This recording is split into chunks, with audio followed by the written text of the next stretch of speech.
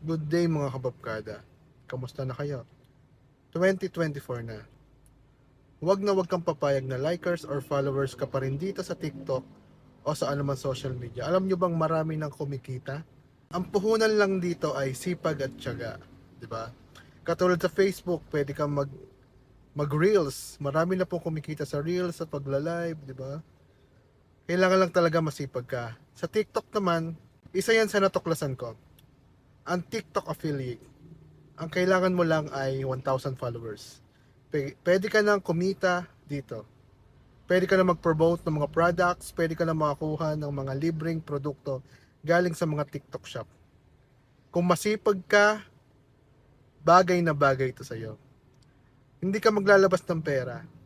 Ang kailangan mo lang, gumawa ng mga videos ng mga produkto. I-review mo, i-unbox, o kung ano man diskarte.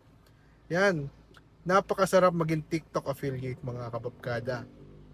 Kumikita ka na, may libre ka pang produkto, di ba? Ngayon, kung may 1,000 followers ka na sa TikTok, pwede ka na. At kung wala pa at gusto mo, may paraan.